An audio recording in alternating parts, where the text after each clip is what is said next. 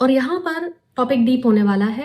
Aladdin का चिराग है यार, मिरेकल्स अपने आप ही होने लग जाते हैं। लाइफ खुद मिराक्युलसली अनफोल्ड होती है आपकी लाइफ में। So stay grateful.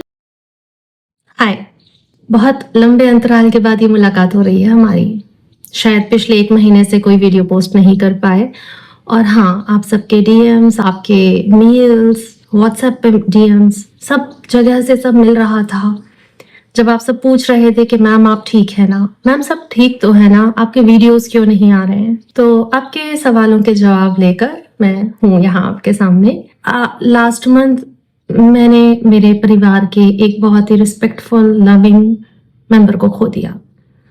Of course मुझे और मेरी फैमिली को समय चाहिए था उस पेन को प्रोसेस करने के लिए। फिर जब नई रिस्पॉन्सिबिलिटीज और नई चीजें, वो रिचुअल सारे आते हैं, तो हमें हमारे परिवार का साथ चाहिए होता है। और हाँ, मुझे ये भी पता है कि उस पूरे पेन में आप लोग भी मेरे साथ थे। और ये भी सच है कि अगर आप लोगों के इतने डीएम्स और इतनी क्वेरीज नहीं आती कि मैम आप ठीक हो ना, आप अगर इतने कंसर्न नहीं होते तो शायद और ज्यादा समय लग जाता है यहाँ आने में। सबसे पहले तो थैंक यू सो मच साथ में होने के लिए। थैंक यू चिंता करने के लिए, एक genuine, true, honest, sincere concern. Thank you for all your love.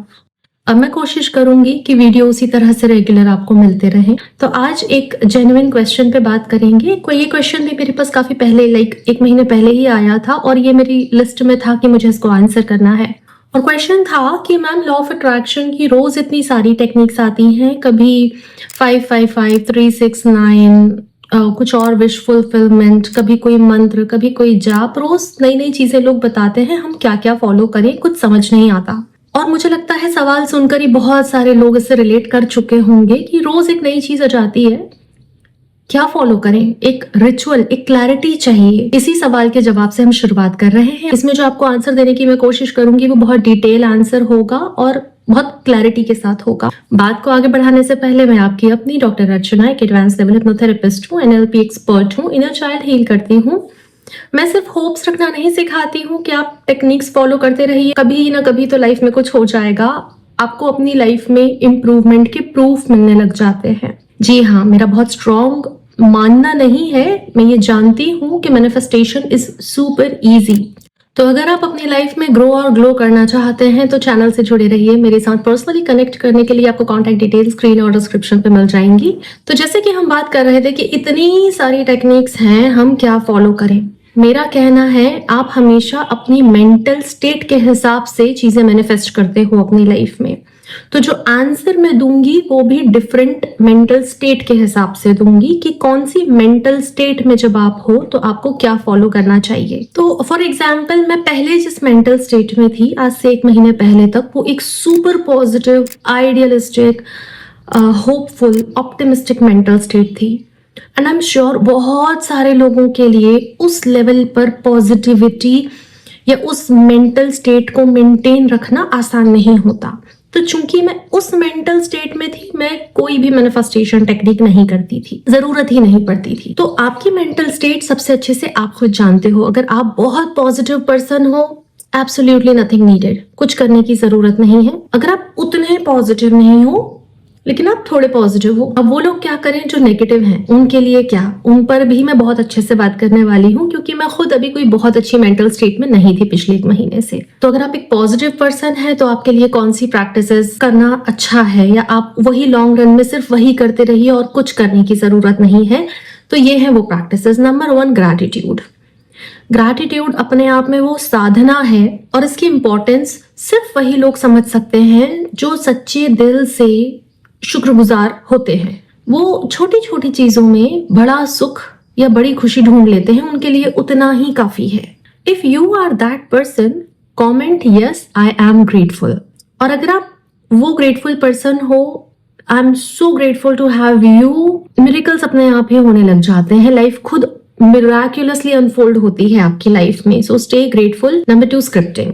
अब मैं स्क्रिप्टिंग, देखो कई लोगों को पता ही नहीं है शायद स्क्रिप्टिंग क्या है। बाय द वे, हमारे चैनल पे जितनी भी टेक्निक्स के मेथड्स के नाम मैं आपको बताने वाली हूँ, इन सबसे रिलेटेड वीडियोस अवेलेबल हैं, आपको मिल जाएगी। आप चैनल का नाम डाल के टेक्निक का नाम डाल के जब आप सर्च करोगे तो आपको जवाब मिल जाएगा। कोई भी मूवी, कोई भी सीरियल, कोई भी एनिमे बनने से पहले उसकी स्क्रिप्ट लिखी जाती है। कोई भी घर बनने से पहले उसका मैप तैयार होता है, उसका ब्लूप्रिंट तैयार होता है। आपके पास अगर आपकी लाइफ का ब्लूप्रिंट हो, अगर आपने ये डिसाइड किया है कि मुझे मेरी लाइफ में क्या चाहिए विद दैट क्लैरिटी, तो वो स्क्रिप्टिंग जो है वो आपके सबकॉन्शियस माइंड के लिए और आपके लिए उस ब्लूप्रिंट का काम करती है और ये आपको बहुत सारी क्लैरिटी देती है।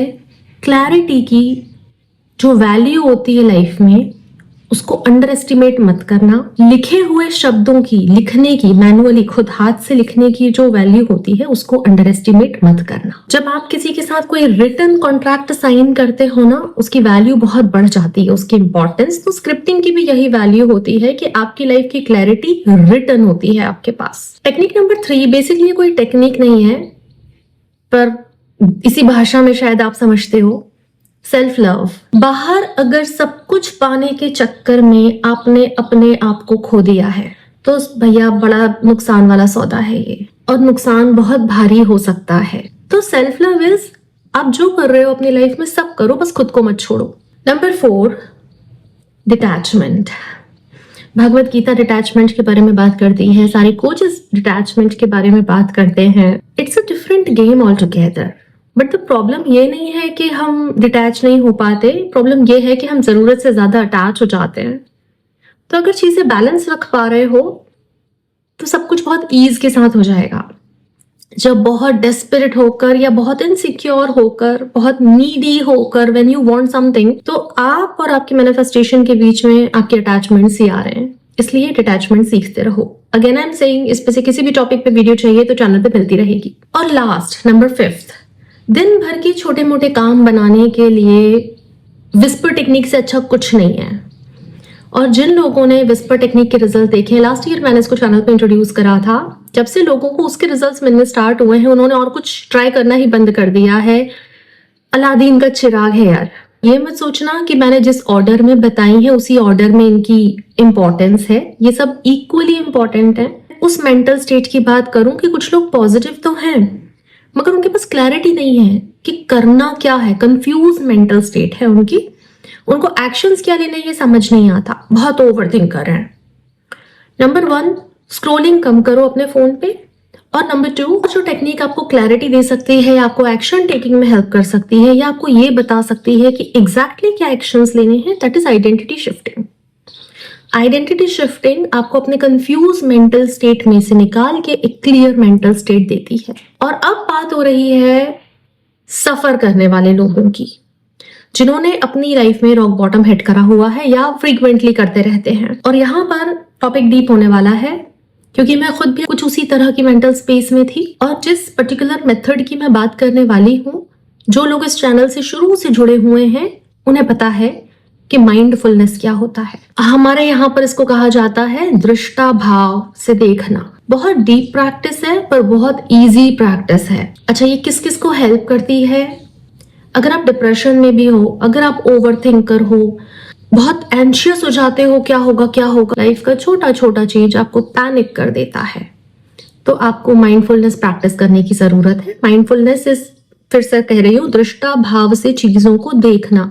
माइंडफुलनेस आपको सिखाता है कि आप अपने प्रेजेंट मोमेंट में प्रेजेंट रहें, नॉन जजमेंटल होके। अर्थात पिछले 1 महीने से जब मैं दुखी थी तो मैं अपने दुख के साथ कंफर्टेबल थी, मुझे उसको चेंज करने का कोई इंटेंशन नहीं था कि नहीं नहीं मुझे दुखी नहीं रहना चाहिए या लॉ ऑफ अट्रैक्शन काम कर रहा है।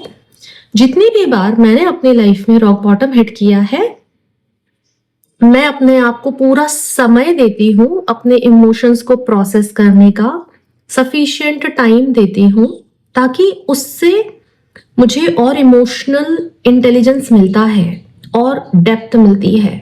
अपने आप को और इमोशंस को हम बेहतर समझ पाते हैं।